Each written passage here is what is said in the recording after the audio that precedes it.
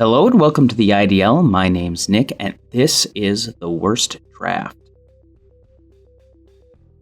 So, welcome to episode 3. Last time, I believe I said I was going to talk about my Realmbreaker card game I was working on, but instead, I got a lot more progress going right now on a different RPG I was writing. This one is called Lionsdraft. It was a game I was working on at the same time I was working on Realmbreaker.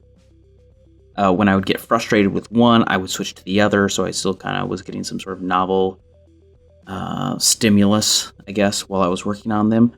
And so this one, they both took a while, probably because I was working on both of them at the same time.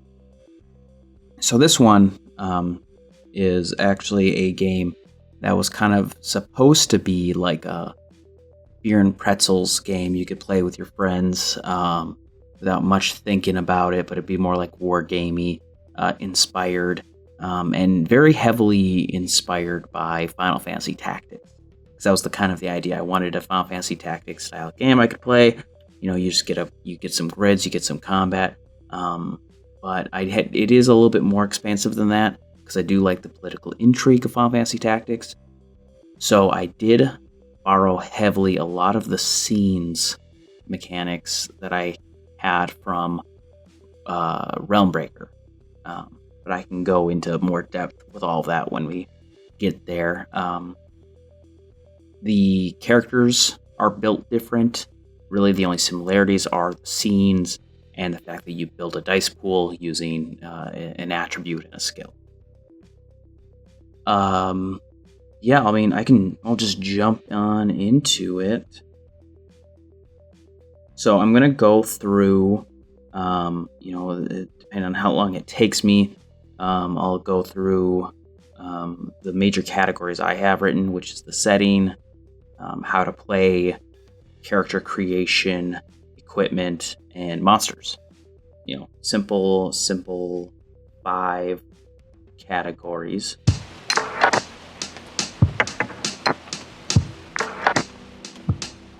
So for the setting, this idea is it takes place in one country, and this country's name is Ondalov. Basically, Ondalov is this country that's gotten to a position where their king has just died, the prince is an infant, and the queen is ill. So politically, they're in a bad spot, and this is on top of the fact that they've been in a 50-year war. During this 50-year war, another country has been trying to annex them, and so they've been kind of, running out of resources. They accepted help from another country. That other country really just wanted the land for themselves as well. So they've kind of been invited in as this force that has kind of been taking over culturally. And so now Ondalov is in a situation where they're in the middle of war, they're having an identity crisis, and the toll is heavy for everyone. So that's what this is, a game about war, and it's more about the humanity side of things. The toll war brings on people rather than, the toll it brings on nations. I kind of give it leeway, and I'll talk about it more later, of, to what degree do you want to play a soldier in this fight, royalty in this fight, a nobility in this fight? Are you just a citizen who has some training, resistance training, things like that? More historically for this setting, basically 1,000 years ago, all life was threatened with cataclysm, and there were 3 spirits or gods. They're referred to as the Trine, and they saved humanity from this cataclysm.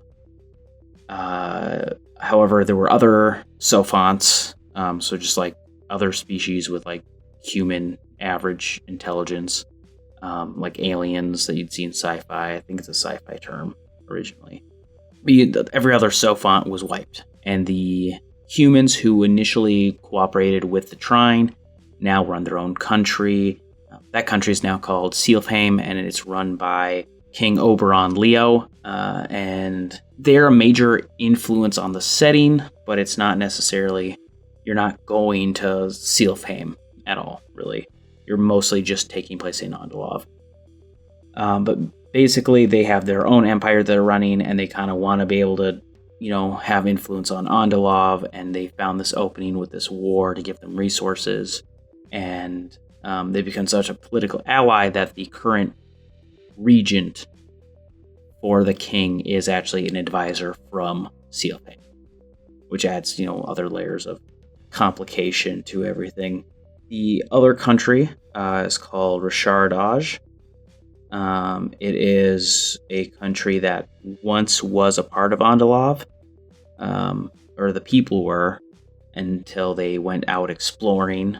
Because basically, with all of the other Sophons, being destroyed, humanity has spread, and they've had to live in lands that were once other communities at some point.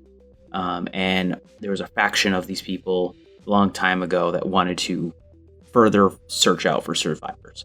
And they did, and they found him, and they became Richardage. But as of late, they were more like allies. Not allies, but more like they were politically at peace with each other. And it was just 50 years ago, they started trying to annex parts of Andalov, and that's caused this huge issue. I don't write a whole lot about the motivations for a lot of these, for a lot of Richardage, because I think that, I have ideas, obviously. I think I know why they would be going after this. And who knows, maybe if I can do something more with this, I'll end up making, adventures for this setting, and I can explore it a little bit more. But I do have ideas for why, but I think somewhat that it's part irrelevant, because I like the idea of, in Andalov, the problems that people are facing more so than, the idea of traveling outside of the country too much. So I try to focus in on just Andalovian issues.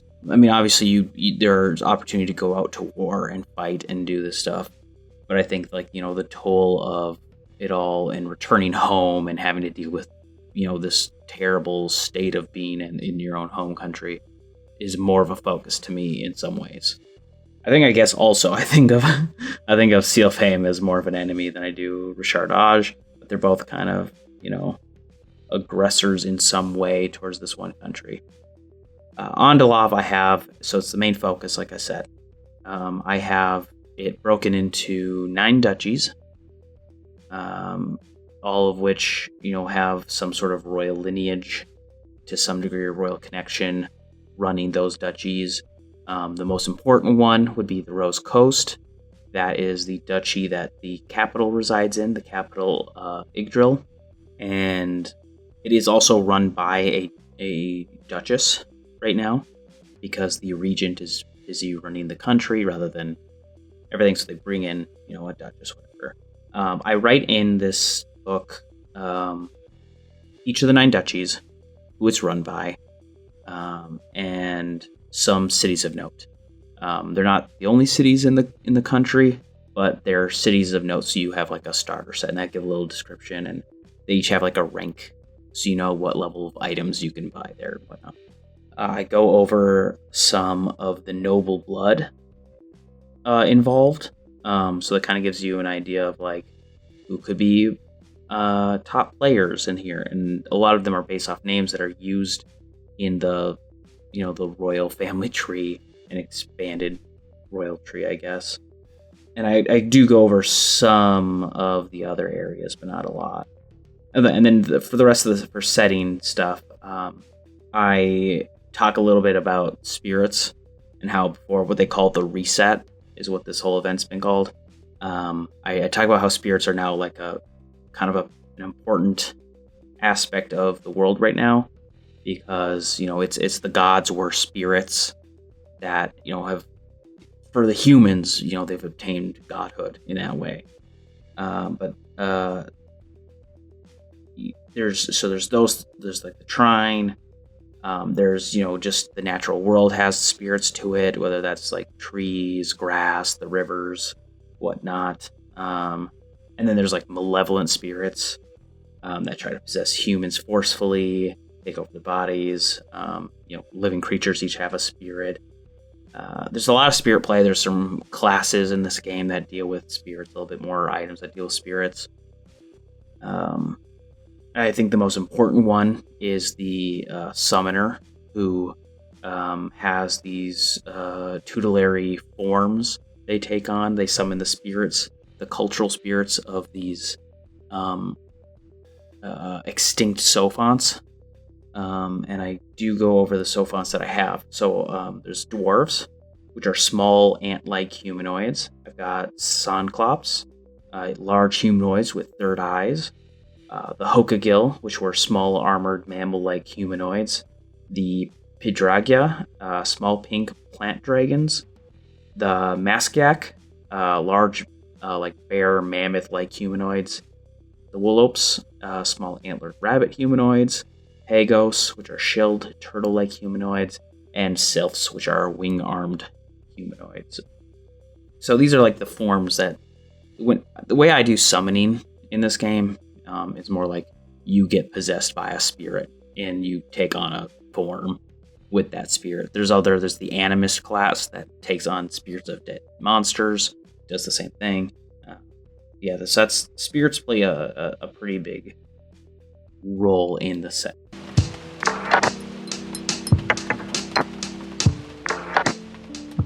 Okay, so how to play. Again, so I use dice pools for this.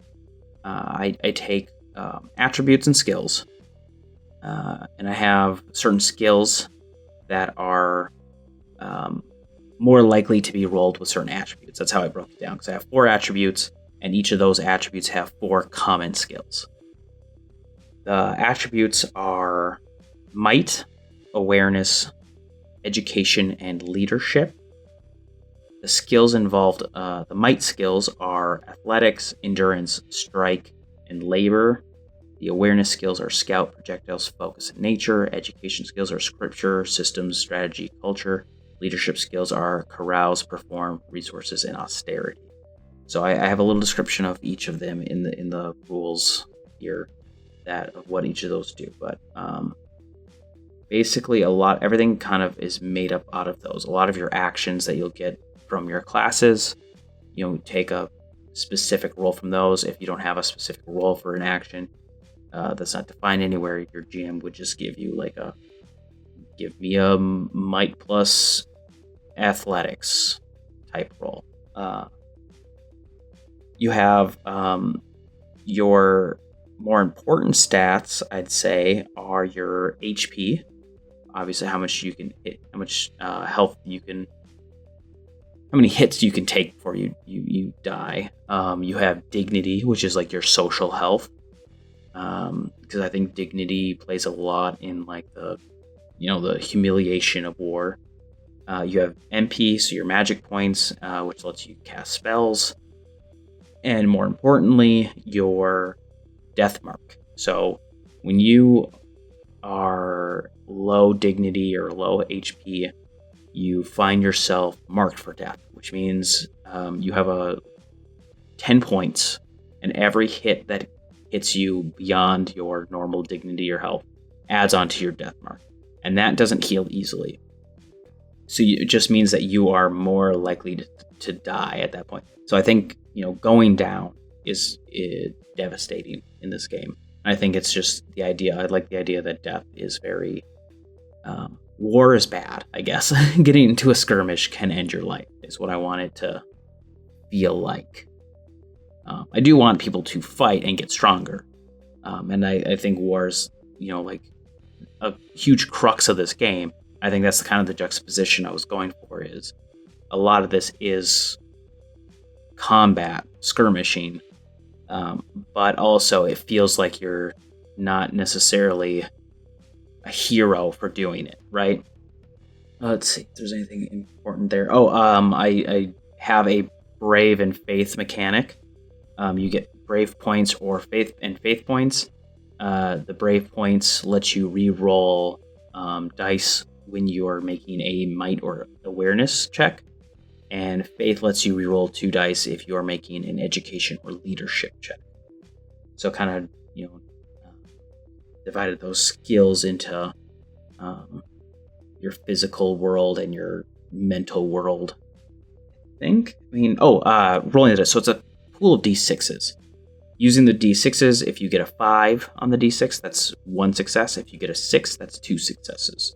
So if you roll 2d6 and you get a 5 and a 6, that's 3 successes. And that's usually going to be comparative to other things, like if you do a might plus strike to attack someone and you get 3 successes, they're going to roll their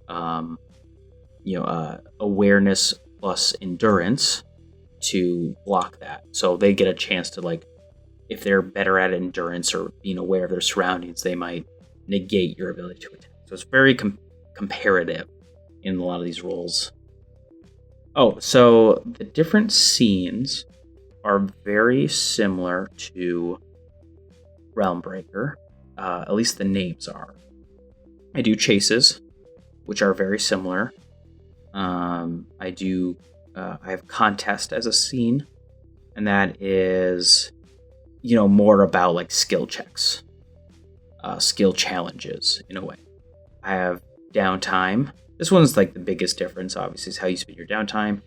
Between scenes, you get your downtime, you get to heal, you get to purchase license, you can switch your class, you can do all these other things. You get 2 activities, basically, in each downtime. You can resupply, which means if you're in a city during your downtime, you get a certain amount of supplies for your adventuring, and you get to restore your supplies before you start going hungry and whatnot. You can reorganize supplies, which means you can spend supplies or items while you're in downtime. So like if you're out of potions, you can use one of your supplies to gain potions in a way. Healing, you can spend you can spend items healing during downtime. You can recharge, which means you can restore some of your MP, because I don't have it just come back very easily. Same with HP. So like you're healing, you're recharging, you're just getting those during downtime, and that's why it's like skirmishes can be bad if you get it. That's why there's other scenes available, obviously, so people have more scenes to, heal up and get more connected with their characters. Licenses, during downtime, you can buy licenses, which I could have gone over in the... I'll save licenses. I'll save the licenses until we talk about character creation. Humanity is a part of downtime, so you can restore dignity you get bonds, and those bonds, dealing with bonds helps you restore your dignity.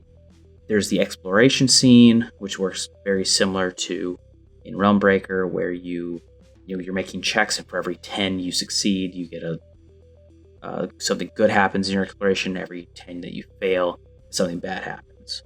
There's the skirmish. One of the big things that changes, it's only 2 actions in this game versus 3 in Realmbreaker. And then there's resolve checks that I have in this game, where if your dignity isn't max, but is higher than your health, you might flee. And there's a check associated with flee. So you might, want to run for your life at some point. That's where, like, somewhat having high dignity can be a downfall, because it's like you're too proud to die, almost. Social scenes are very similar to skirmishes, and that is all of the scenes that I have. Yeah, so because I'm doing HP and MP and all that stuff, obviously I have, character battling and character health work very different from Realmbreaker, and I think that adds a huge key difference between them. So even though like they use the dice pools and they use the scenes, a lot of the same scenes, it still plays very different.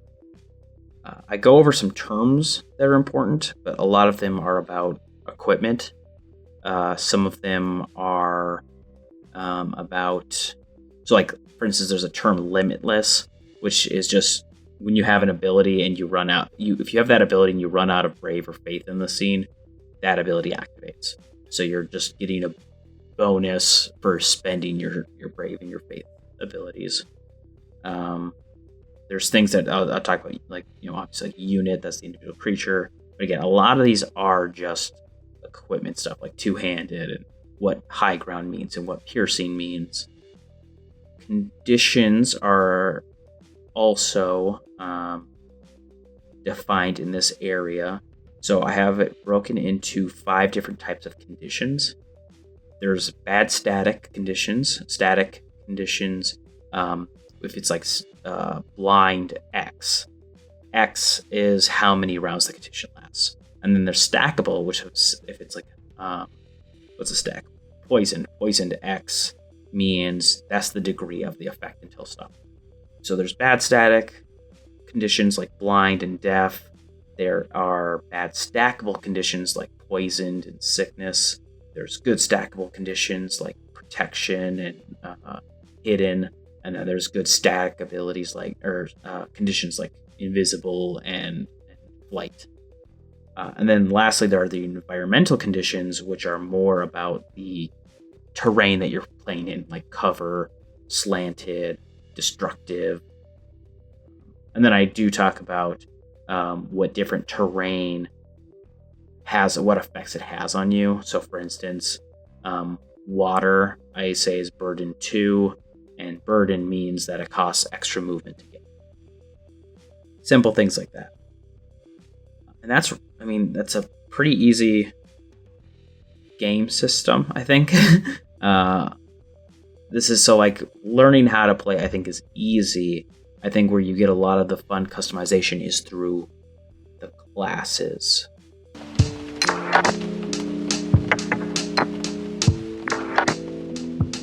So character creation is kind of split up in a few steps. I like games like Traveler, where you can build your character by going through their history, right? So you get to age them as they go, right? And do these, you get different results, and it might affect your character. And this is my preferred version of Lionsdraft, is that you make your character based off these tables rather than just picking and choosing and building a min-max guy, right? So first step of character creation is kind of like a table choice, and that's deciding on what kind of unit your characters are. So your group might be like a military unit, a militia, a scouting group, a private guards, a cloister, or like diplomats. And these tell you how many supplies your group gets between towns. There's a modifier on your social caste, because your social caste matters. And then there are bonuses your leader of your group can purchase as abilities. So, like, for instance, the military unit, someone could purchase the ability to reroll 2 dice when making a strike. And that applies to your entire unit when you're the leader and you have that ability. So not everyone has to, buy these abilities, but if someone dies, it's good that people have them for just in case they become the new leader, right? Then we get into the background. So this is for the individual stuff. So this is where we're going through their character's life. We start with step 1 is the cast, and that's these are like in 4-year increments. So it's like ages 1 to 4. And this is where you find out if your cast is, the cast rank is from 1 to 6, 1 being an urchin, 6 being royalty. I do mention that if you get royalty as your cast, to make sure it's okay, because that one can be a little bit more difficult to implement. It might cause problems, but I wanted it there just in case people didn't want to play in the setting. They just wanted the rule set, stuff like that. So yeah, step 1 is you find your cast. What'll end up happening in your cast is you have a requirement. They're all a requirement of human. Humans are the only playable species, but I'm trying to safeguard and just putting in these are for humans. You get your cast score, and then you increase your brave or your faith by 1d3. You get a bonus to a few of your attributes, and then you get some bonuses to some of your skills. You're building up your attributes and your skills as you're doing this. Then you get an event, which is a new table you roll on, like what happens during this. So, for instance, a merchant event might be a recession, and the war has destroyed the economy for you, so you have -1 to your resources roll, or your resources skill, and you have to roll on a lower caste advancement table. So the next thing after you get your event is the advancement table, which helps you bring you to the next set.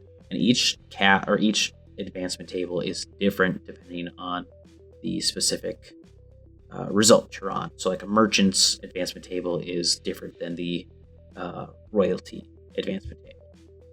And that's true for all of the steps into this. So step 2 is your upbringing, kind of like your ages 5 to 8. These would be whether or not you were brought up in discipleship, you were pampered, if you were in poverty, if you got put into recruitment, military recruitment, or into tutoring, or if you're like a working person. That's your upbringing. That's the kind of life you've lived. Again, they give you bonuses to your attributes, your skills. You get an event. You get an advancement. Step 3 would be your training, like where's your skills coming from? Like a little bit more, so this is ages 9 to 12. Whether that you're a labor apprenticeship, lordship, magic academy, mercantile apprenticeship, or priesthood or squiredom. So this is where you are, gaining some of your skills at a young age, and like what you might spend your time doing. And then, so that goes from ages 9 to 12. And theoretically, you could stop building your character there. I have that as an option. However, if you are age 15 or lower when you exit, there's an exit ability which it'll give you something. So like, for instance, if you exit at age 12 with a squiredom, you get to fill up the rest of your brave meter, and you get an armor and a weapon for free. However, you want to go through the advancement. I have it set up so like if you are 15 or younger, your death mark is severely lower. I also have it so if you're 37 or older, you start losing attributes because you're old, you're aging, and you're deteriorating. Because again, this isn't about feeling as heroic as it is exploring, your humanity in times of war. So the next would be the aging advancement, which you can repeat as often as you'd like until you decide you want to exit. The different types of aging events you can do there's the city social table, there's a criminal table, there's economic table, there's a religious table, there's a wartime table, and there is a life events table. Each of these has you roll 1 through 6, and you get an event, and it gives you a future that you can exit then or continue on. The only difference is the life events. I do have you roll 2d6 instead, and it's a chart of 2 to 12. So you get a little bit more life events you could possibly get. And that is the start of building your character. When you do your training step, like labor, apprenticeship, magic academy, they give you a license. So, because war has been so depleting on the country, a lot of things are rationed out, and you need to apply for a license to be able to use certain equipment or do certain things. And so a lot of the stuff I have for abilities and purchasing and advancement are just called licenses. So every class you get is a license, every ability you get is a license. Every equipment you have required or that you can equip, that's a license. So at some point there I have 3 starter licenses for classes. You can have as many classes as you want. You can have, I have what's called your favorite class. Your favorite class gives you a special ability based on what class you are. So for instance, there are 3 starter classes: the aristocrat, the herbalist, and the ruffian. If you are a ruffian as your favorite class, you get the ability called Guarded Dignity, which you can use in skirmish and social scenes, which lets you spend brave to make someone reroll a successful check against your dignity. So like if someone tries to, insult you or whatever and bring down your dignity, you can make them reroll. Because you're a ruffian, you're too brave to be hurt by words. The aristocrat is, kind of a mix of combat and items. The herbalist is very items and healing, and the ruffian is very combat oriented. So it's a little like a scale that you're kind of looking at with those kind of classes. There are 3 tiers worth of classes. There's 4 tiers worth of classes. There's tier 0, which is the 3 I mentioned. There's tier 1, 2, and 3, and every tier you go up, those classes have more available to them, but they are harder to master because of that. I can go over a list of all the classes, and I think I should have time to go through what they each are. So let's do that. So I've already said tier 0. So tier 1. The classes of tier 1 are bandits. So it's about stealing things, and it's like the natural extension of the ruffian. Chemist, who gets a lot of items and can do more item using stuff. Knights, who are very combat and armor based. The magi can use spells. Merchants give you more items also. Performer does a lot of actions are split between spells, performative, and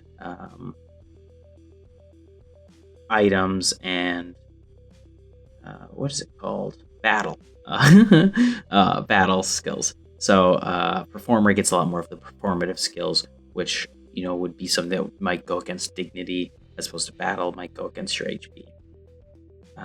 There's the priest, who's about healing. The ranger, who's about ranged attacks. When you want to get a new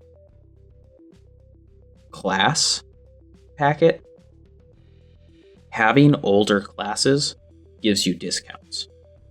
So for instance, to get a knight, you need 200 XP to buy that license. However, if you have the ruffian license, you can discount that the knight by 50 XP. So it only costs you 100 XP. And as you go through the tiers, you get more and more opportunities for like mixing and matching for discounts. So you're not bound to like some specific progression, but there are benefits to following kind of like a tree of progression because you get those discounts.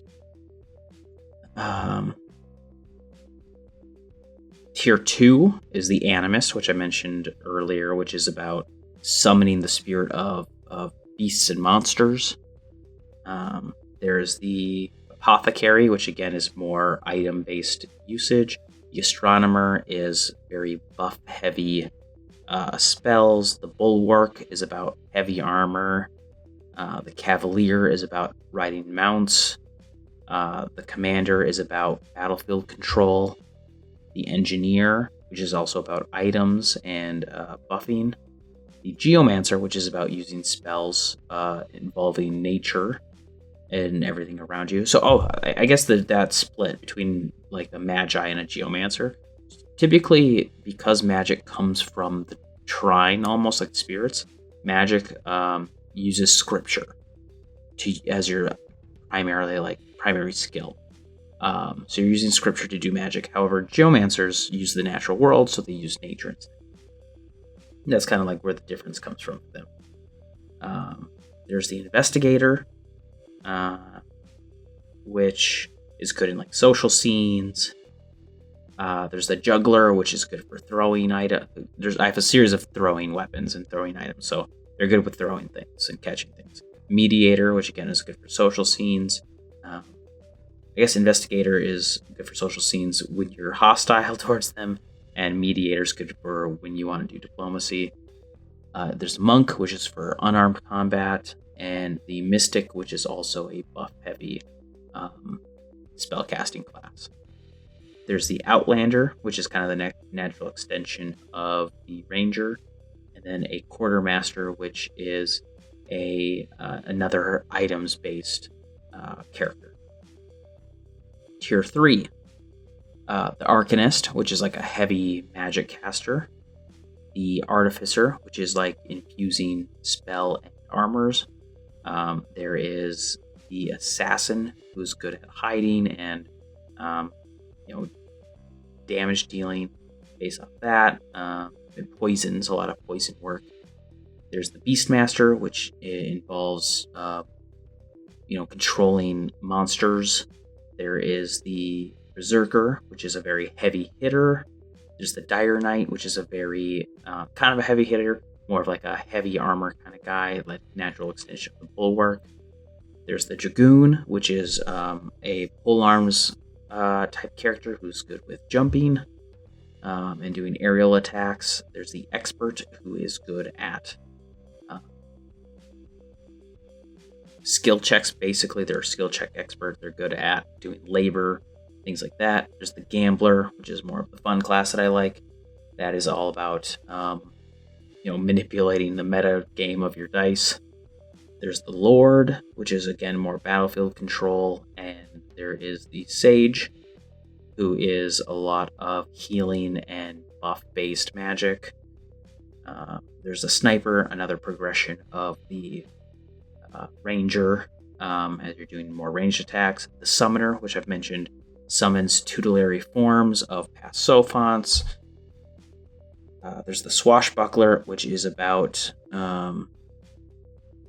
performative, mixing that performative and that battle type combat. There's the Templar, which is about using spells to influence your battle skills. The Trickster, which is a more performative based character again, and kind of like the natural progression of the Juggler. And then lastly, we have the Witch, which is another spellcaster who's more like debuffs. Ooh, okay, so that was a lot of classes, I know. But again, it's you can master them pretty decently, and there's a lot of mixing and matching that I like. So you'll end up having a bunch of classes throughout your campaign. What comes in a class kit, your class packet? So there's the requirements, which are the cost, and what you get discounts for. You get free items when you get your class. So for instance, the Arcanist, I get a rank 5 rod. A lot of the game is based on ranks of like rank 0 to 6. And those kind of help you define how good an item is.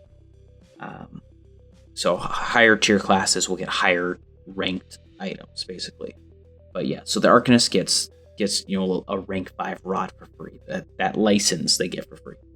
And then an ability, which I talked about the Ruffian. The Arcanist gets Prayer. Expending Faith lets you reroll 3 dice instead of 2.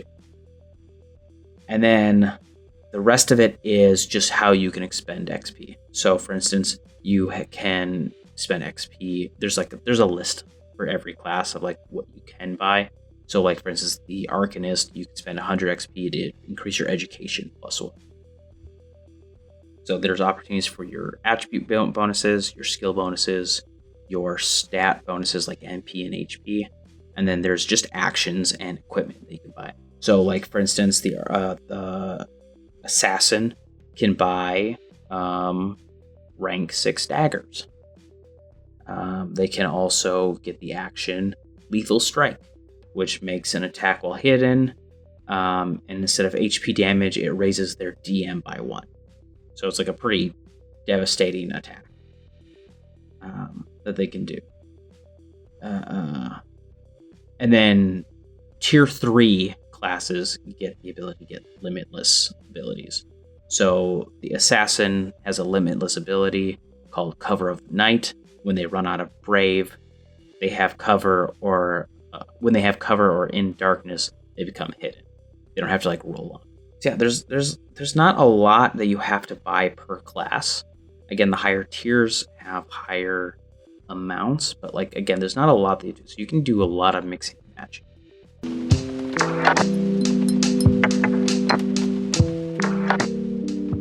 Equipment are distributed between a few categories. There's armor, there's items, there's tools, and there's weapons.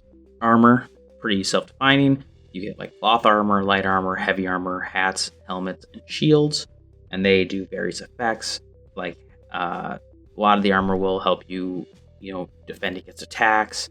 Some things like cloth armor and hats might let you reroll skill checks. Items. So a lot of the items are either healing, poisons. They're defined by medicines and poisons, and traps. Traps are, something the Rangers and Outlanders do, where you can set something down. If someone walks into that square, the target gets a thing going on with them, whether that's damage or poison or whatnot. If they're snared. There's other items, like things that can restore your armor points. Armor has points associated with them. Usually they're not being damaged, but there are ways to damage armor. So you have like things like that can heal them. Things like bladders. When I say bladders, what I mean is like an elemental bladder that dragons in this game have. So you can harvest those bladders and use those items to make breath weapons. So that way people can get the ability to still do some elemental damage. I think only dragoons get the ability to use bladders. So they're more dragon focused, But still, that's the kind of things you get in items. Tools would be like accessories, which give you certain bonuses. Banners give you certain bonuses. Instruments. Mana stones, which are like they buff your magic ability using, so like your ability to reroll dice for certain magic effects. So that's fire effects, ice effects, lightning effects, wood effects, healing, buff, and earth are the different ones. So mana stones let you reroll dice. Tomes let you increase your range or increase the area of your effects. Weapons are pretty self-explanatory too. The different categories we have are axes, bows, clubs, crossbows, daggers, great axes, great hammers, great swords, guns, hammers, martial, polearms, rods, staffs, whips, and throw. And each of them come with they'll explain to you what you roll. So like a flail will be strike plus the weight of the item plus the rank of the item. A sword. Where is the sword? Oh, there it is. A sword would be strike plus might plus rank plus 2. Things like that. So they'll tell you what you roll for each weapon. Weapons are like how you get, permission to do combat in a way.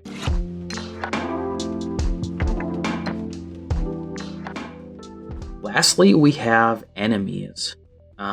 So primarily, the enemies you'll fight in this game are other humans.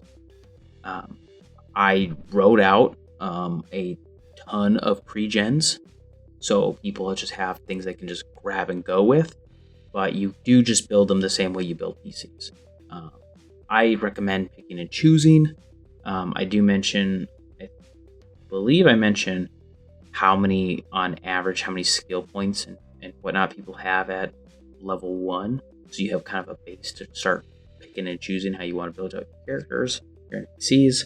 I recommend important NPCs get pre-built or get built by you rather than taking pre-gens, but they're a starting place.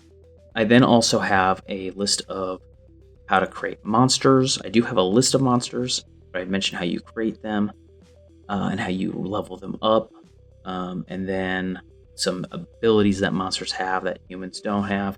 And then again, my list of monsters. I believe I have 14 different monsters, and they all go from rank 1 to rank 5 at least. So you're getting quite a bit of pre-statted out enemies that you can use in this game. So you don't have to worry about it. Because I know the pain. I know the pain of having to from scratch create enemies for a game. I've had to do it with other games in the past, and it sucks. And then I have a section called aberrations, which are like more like unique monsters, and this is kind of like where people can design like kind of bounties and do like special monsters that they want to write out or make for interesting combats. And then this is also the section where I write out the stats for all the tutelary forms. So basically those things will give summoners bonuses to their attributes, and then a bunch of monster abilities and some actions that are special to that tutelary form.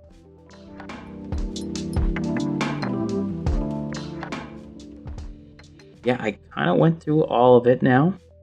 It actually went pretty fast explaining. I think it's not a complex game. I still think it's kind of follows into that You're in Pretzel's idea. It's just half this game is just shopping lists. It's keeping track of what you've bought and what abilities you have. And other than that, I mean, if you find you have specific things that you fall into, it's easier to, ignore the rest. But, I think with an easy to learn system, it could see a lot of play. Yeah, I've got the whole thing built out. You can... When does this come? Yeah, so as of... okay. So I'll say... So this should be put onto... So if you didn't already see or hear or know, I did open up a Patreon for the Interdimensional Library. Currently, it's mostly early access episodes of Blood and Earth, and some of the things that I've worked on that I've written.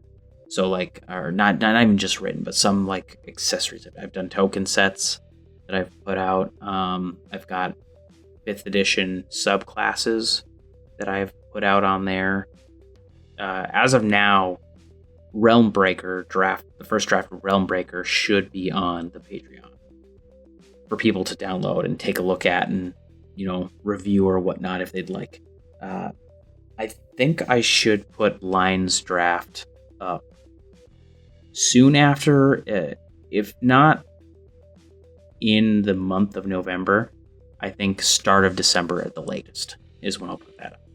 So that way you guys can actually get a look at it all and see. I'm not sure how often I want to release rule sets of things and supplements of things on the Patreon just yet. But it gives you an access if you'd like to look at these things and see what I've got cooking. Yeah, I think that's really it for this one. It's one that I like, and I think I would have fun playing. So I'm hoping I can find an audience with it that they also can find a good time with. I already know one thing I need to fix on here in this game. I have duplicate abilities. So like ruffians get that guarded dignity ability that lets them make someone re-roll performative action, basically. There's other classes that have that guarded dignity, and like you get a bonus to your ability if you have both of them. I already knew I had that, and I knew that's something that I missed in this draft. So that's one thing I've got to fix. Everything else is just like play testing, really. So yeah, I think next time, hopefully I'll go over the card game. I can't imagine that I'll have any updates so far on the other two, other than just to say that I do have them both in PDFs now. I do have them designed up to be consumable, at least. Otherwise, I think that's it. Thank you for joining me on The Worst Draft, Episode 3. Thank you for listening to me ramble about the design projects I'm working on. And I will, if you want, talk to me on Blue Sky or Twitter. Probably more so Blue Sky at this point now. Thanks for listening. See ya.